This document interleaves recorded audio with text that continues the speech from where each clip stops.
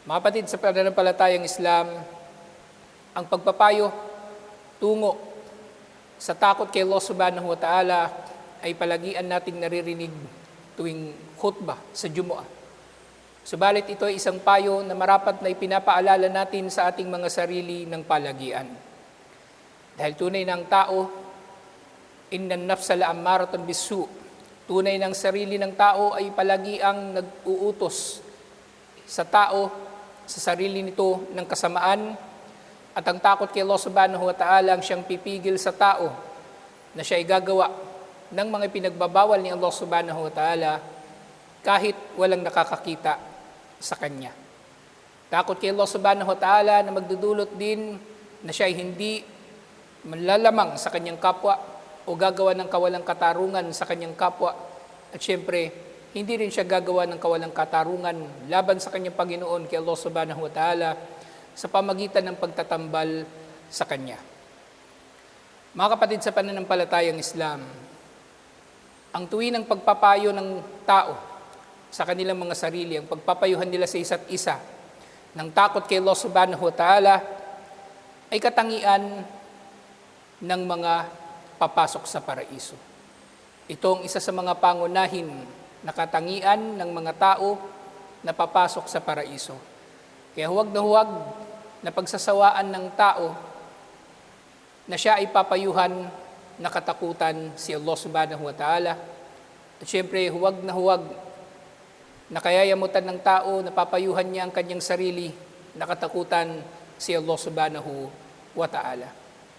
Mga kapatid, sa pananampalatayang Islam, sinabi ni Allah subhanahu wa ta'ala sa Quran, "Mathalul jannati allati wu'idal muttaqun." Ang halimbawa ng paraiso na ipinangako sa mga muttaqun, sa mga may takot kay Allah subhanahu wa ta'ala. Ganito ang pagkakalahad sa aya na ito. Nang nilalaman ng aya na ito ng mga salita na mga paglalarawan ay mga paglalarawan lamang at hindi eksaktong katangian ng paraiso, dahil tunay na ang paraiso ay naglalaman ng mga tanawin na wala pang mata ang nakakakita rito, na wala pang puso ang nakaka-imagine kung ano ang kabutihan at kagandahan ng paraiso na ito. Kaya ang sabi rito ni Allah, "Mathalul jannati." Ito ang dahilan kung bakit ganito ang pagkakasabi niya rito. Subalit ang kahalagahan ng aya na ito tungkol sa katangian, pangunahing katangian ng mga tao na papasok sa paraiso ay ang kanilang pagkakaroon ng takot kay Allah subhanahu wa ta'ala. Mga kapatid, sa pananampalatayang Islam, ang takot na ito kay Allah subhanahu wa ta'ala ay inilarawan ni Ali bin Abi Talib radhiyallahu anhu sa sinabi niya, ang takwa ay ang al-khawfu min al-jalil, ang takot sa marangal kay Allah subhanahu wa ta'ala. Wa amalun bit-tazil, ang pagkilos ayon sa kung ano ang ipinahayag sa pamagitan ng Quran at Sunnah. Wa rida bil kalil, at ito'y sa pamagitan ng pagiging kontento ng tao sa kahit kaunting biyayan na tatanggap niya dito sa mundo, na hindi siya magiging ambisyoso o materyoso. At panghuli, wal istidadu liyawmir rahil, ang takwa ay ang paghahanda para sa araw ng paglisan ng tao sa mundo sa kanyang kamatayan patungo sa kanyang kabilang buhay. Mga kapatid, sa pananampalatayang Islam, ang konsepto ng takot sa Diyos ay isang konsepto na umiiral kahit sa iba pang mga pananampalataya. Sa mga Kristiyano, sa mga Hudyo, ay meron silang konteksto rin ng ganito.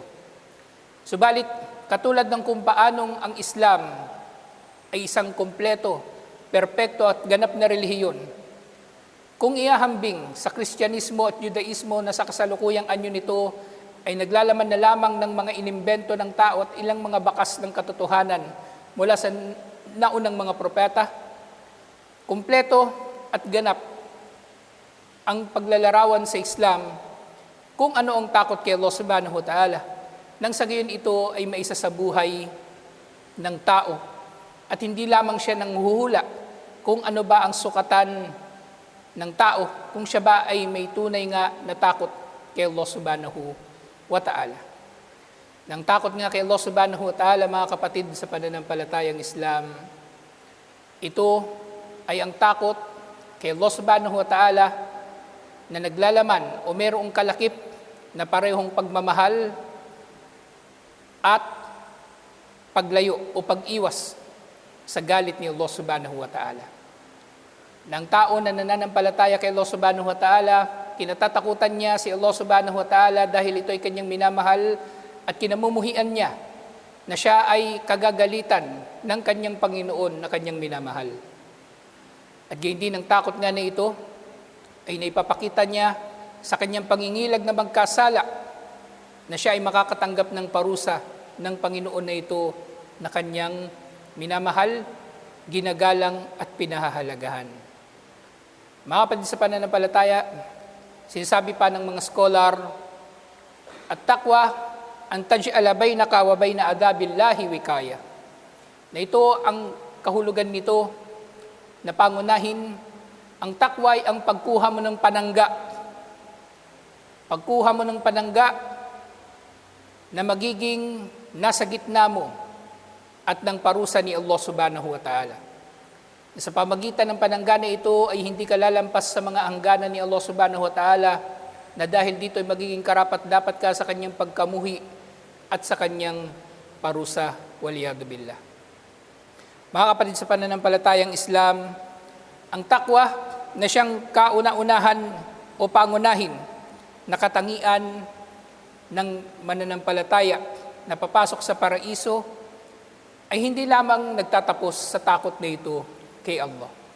Dahil tunay na ang takot na ito kay Allah ay isang damdamin na marapat lamang na nagtutulak sa tao patungo sa paggawa ng iba pang mabubuti na mga gawain na kinalulugdan ni Allah subhanahu wa ta'ala. Mga gawain katulad ng ikhlas, ibada o pagsamba kay Allah subhanahu wa ta'ala, at sipag sa pagsamba kay Allah subhanahu wa ta'ala sa paghahangad sa kanyang kaluguran. Ito ang tunay na anyo ng takwa. Ang takwa, mga kapatid sa pananampalatayang Islam, ay hindi kailanman may isa sa buhay ng tao sa pamagitan lamang ng kanyang pag-arte o kay pag-asta na siya ay mapagpakumbaba sa pamagitan ng mahinang boses o sa pamagitan ng paglalakad ng nakayuko at mabagal. Hindi ito ang takwa.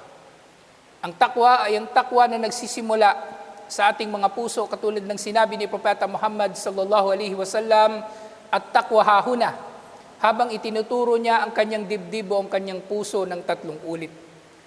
Ng takwa, katulad lamang din ng ikhlas, katulad lamang din ng pananampalataya, at iba't ibang mga damdamin na meron ang mananampalataya, lahat ito ay nanggagaling sa puso.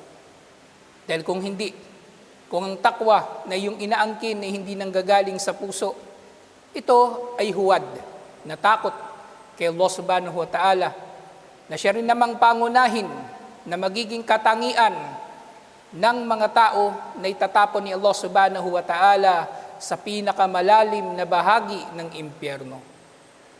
Fiddarki asfali minan nar. Ang mga munafik, ang mga nagpapanggap na Muslim.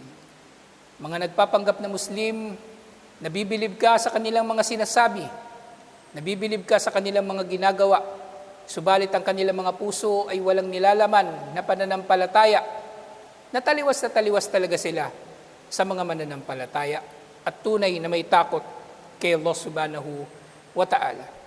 Kaya nga, mga kapatid sa pananampalatayang Islam, alalahanin natin palagi na tuwing nang naririnig natin ang salitang takwa kapag Jumu'ah, ay hindi natin ito marapat na kayayamutan o iisipin natin na paulit-ulit na lamang ito na binabanggit, dahil ito ay napakahalaga bilang paraan ng pagtatagumpay ng tao dito sa mundo at syempre sa kanyang tagumpay sa kabilang buhay bilang pangunahing katangian ng mga mananahan sa paraiso. Mga kapatid sa pananampalatayang Islam, kabilang sa may inam na maipapayo ng mananampalataya sa kanyang kapwa-tao ay ang payuhan niya ang kanyang kapwa-tao na katakutan palagi si Allah subhanahu wa ta'ala. Subalit, ang pagpapayo na ito ay nakikilala natin na magiging mahirap para sa marami sa mga tao ngayon, lalong-lalo na ang kanilang pananampalataya ay napakababaw, na maaring mamasamain pa nila kapag sasabihin mo sa kanila na katakutan nila si Allah, na kung sasabihin mo ito sa isang tao, sa isang Muslim na nakikipagkasintahan, kung sasabihin mo ito sa isang tao na nanlalamang o nandurugas, kung sasabihin mo ito sa isang tao na tamad magsala, ikakatwiran pa nila na una mong payuhan ng iyong sarili, o kaya ay kakatwiran nila na huwag silang pagagalitan dahil bawal magalit, o kaya ay huwag silang ipapahiya at iba't iba pa nilang mga ikakatwiran para lamang pangatawanan ang kanilang kasamaan.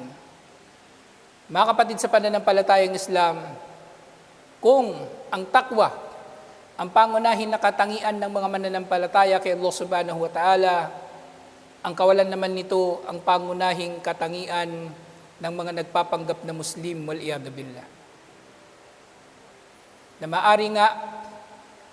maaring hindi rin naman nga munafik ang mayroong ganitong katangian, subalit napakasama na katangian kapag ang sino man ay pinapayuhan na maging matuwid, huwag gumawa ng mali, o kaya matakot kay Allah subhanahu wa ta'ala, napakasama na ito ay kanyang mamasamain. Katulad ng sinabi ni Allah subhanahu wa ta'ala sa isang ayah, kapag sinabi sa kanya, katakutan mo si Allah, nagmamalaki pa siya sa kanyang kasalanan. At ang pagmamalaki na ito sa kanyang kasalanan ay maaari niyang ginagawa sa pamagitan pa ng pag-justify o pangangatwiran para sa kasalanan na ito.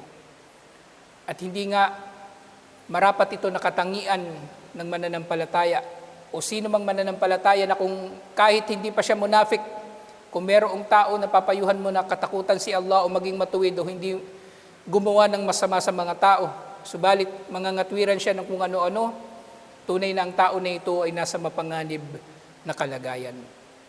Dahil kung ang paraiso ay ipinangako sa mga muttaqun, totoo rin ang kabaligtaran nito. Ang impyerno naman ay ipinapangako sa mga walang takot kay Allah subhanahu wa ta'ala.